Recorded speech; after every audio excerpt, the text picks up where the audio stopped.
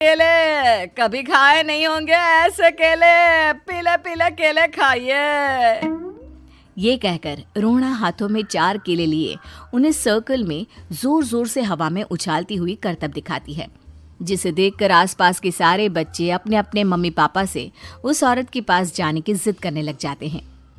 पापा, ऐसा तो सर्कस में बॉल से होता है ना, ये आंटी तो केले से कर रही है। चलिए ना पापा, देखते हैं। रोहना एक पतली सी तार पर चलती हुई केलों से करतब दिखाती है। आते जाते सभी लोग बाहर रुककर उसके करतब देखते हैं और वाह वाही करते नहीं थकते। जैसे ही एक आदमी पास आकर उसे पैसे देने लग जाता है, तब वो कहती है, अरे नहीं नहीं साहब, मैं करतब तो बच्चों के मन को बहलाने के लिए करती हूँ। धंधा तो मेरा केले का है। पीछे देखो मेरी रिड्डी, जो भी मेरे केले खाएगा मेरी तरह चुस्त दुरुस्त और तंदुरुस्त हो जाएगा। पता चलता है क्या कि मेरी उम्र 55 की है। अरे पर ऐसे ठंड के मौसम में कोई केला क्यों खाएगा? ये ऐसे वैसे केले नहीं है साहब, ये शरीर में गर्मी देते हैं। ठंड को दूर भगाए जो भी रोहिणा के केले खाए। पापा, अगर मुझे केले नहीं मिले तो मैं घर नहीं जाऊंगी। तभी उसके पापा कहते हैं कि बेटा, केले ठंड में कभी गर्मी नहीं देते। ये सब कहने की बातें हैं, सामान बेचने का तरीका है इनका। पर पिंकी नहीं मानती। मैं केले खाऊंगी। पिंकी की जिद के आगे नत्थू हार जाता है और उसे केले खरीद कर दे देता है। पिंकी खुश होकर केले घर ले आकर खाती है। अब मैं भी करतब करूंगी, कितना मजा आएगा। जादुई केले।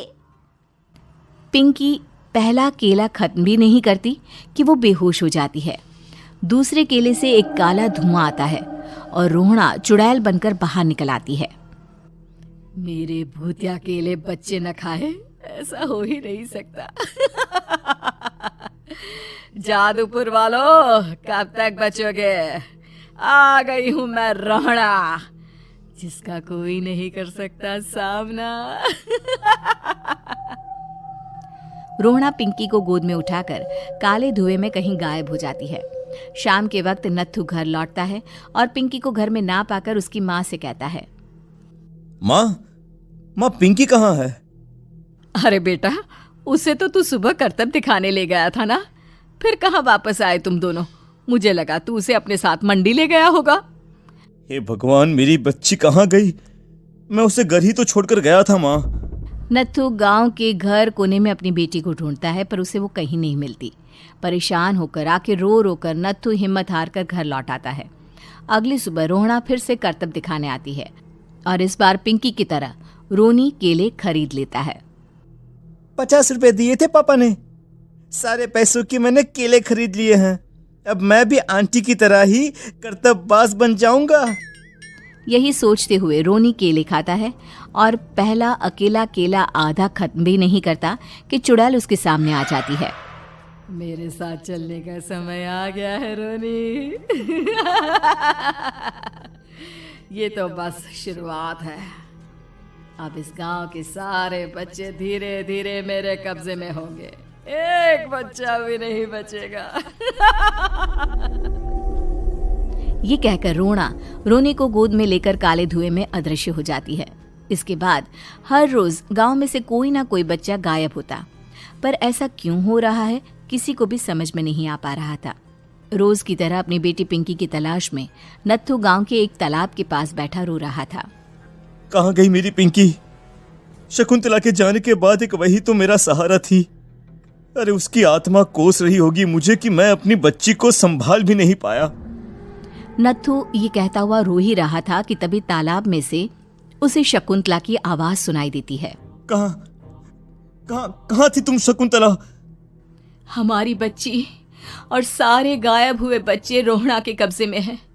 वो बच्चों को जो केले देती है उससे बच्चे बेहोश हो जाते हैं और उसके कब्जे में आ जाते हैं और वो उन्हें ले जाकर काली दुनिया में ले जाती है। पर वो ऐसा क्यों कर रही है? ये मैं नहीं जानती, पर उस दुनिया का रास्ता मैं आपको बता सकती हूँ। जहाँ ये नदी खत्म होती है वहाँ एक केले का पेड़ है, उसके नीचे एक दरवाजा है, वहीं से रास्ता जाता है उस दुनिया का। ये कहकर शकुंतला की आत्मा गायब हो जाती है। गांव के सभी लोग झुंड बनाकर उसी रास्ते से काली दुनिया में चले जाते हैं और वहां देखते हैं कि सारे बच्चे वहां काम कर रहे थे। पापा मुझे ले चलो यहाँ से। पापा पापा। सभी बच्चे अपने मम्मी पापा से लिपट जाते हैं। तो तुम लोग यहाँ तक आ गए? क्यों हमारे बच्चों को पकड़ लिया तूने? तुझे शिकार ही बनाना है तो ले, हम सब आ गए हैं, हमें खा ले। नहीं, मुझे बच्चे चाहिए। मेरे बच्चे के बदले तुम लोगों के बच्चे। क्या मतलब? मैं इसी गांव में रहने वाली एक औरत थी। केले की चोरी के इल्जाम में मेरे बेटे को गांव वालों ने इतना मारा कि वो मर गया। उसी दिन मैंने ठान लिया कि गांव वालों का भी वही हाल करूंगी। कुछ दिन बाद बेटे के चले जाने के दुख में मैं भी मर गई और मेरी भटकती आत्मा एक चुड़ैल बन गई। और फिर मैंने बदला लिया तुम सबके बच्चे छीनकर। बर्दाश्त नहीं कर पाए ना? सोचो मुझ पर क्या बीती होगी। हमें माफ कर दो रोना। पता नहीं ये किसकी गलती थी, पर हम सभी माफी मांगते हैं। हमारी खुशियां लौटा दो, तुम भी तो एक माँ हो। गांव वालों की बात सुनकर रोहना का मन पिघल जाता है और वो बच्चों को छोड़ देती है। उसके बाद काली दुनिया बच्चों के लिए जादुई दुनिया बन जाती है। अब कोई भी कभी भी वहां आ जा सकता था।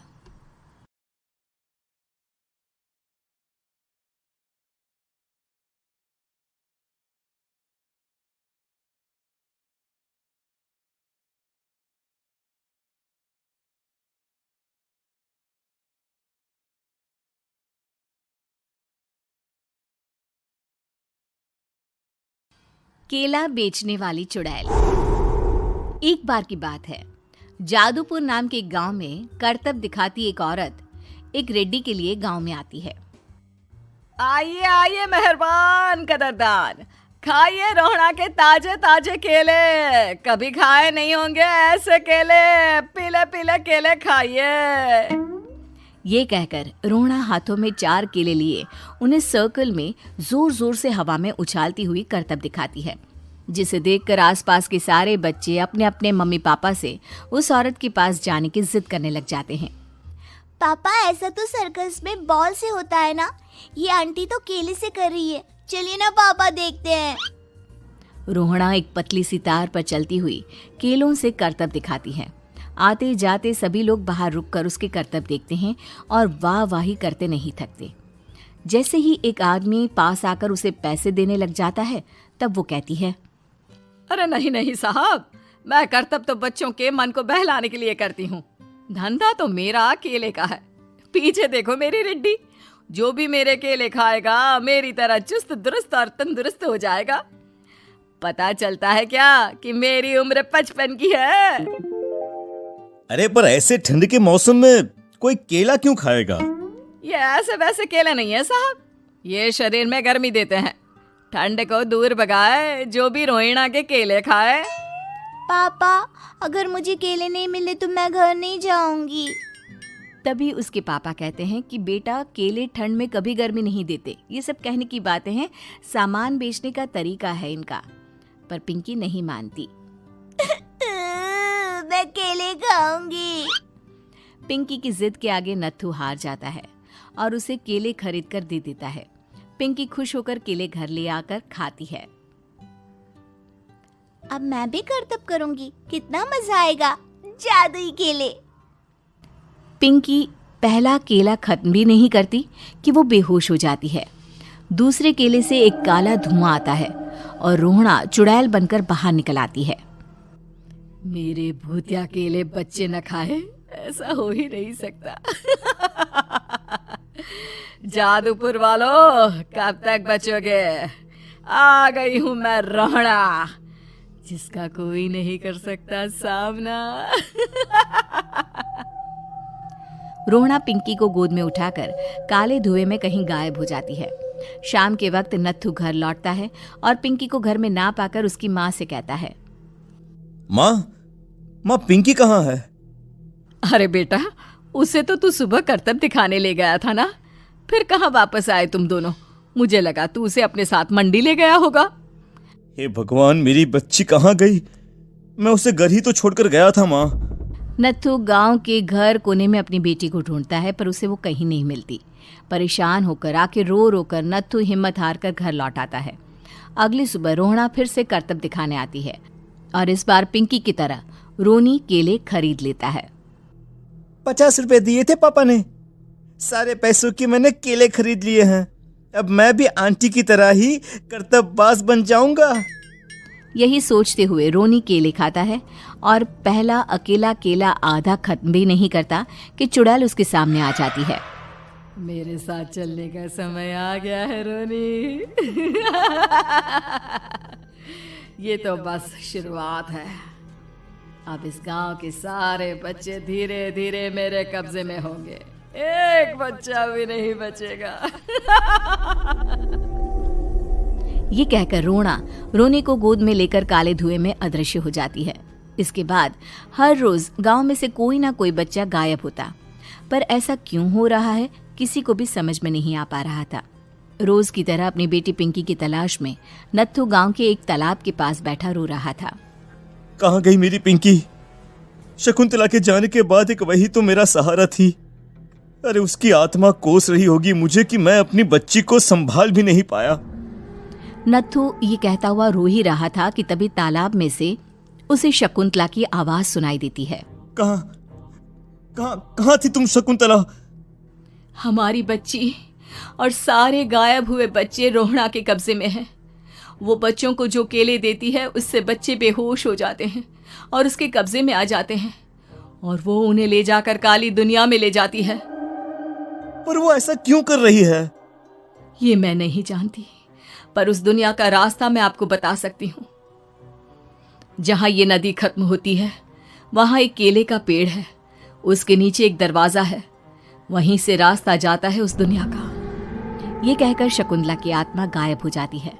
गांव के सभी लोग झुंड बनाकर उसी रास्ते से काली दुनिया में चले जाते हैं और वहां देखते हैं कि सारे बच्चे वहां काम कर रहे थे।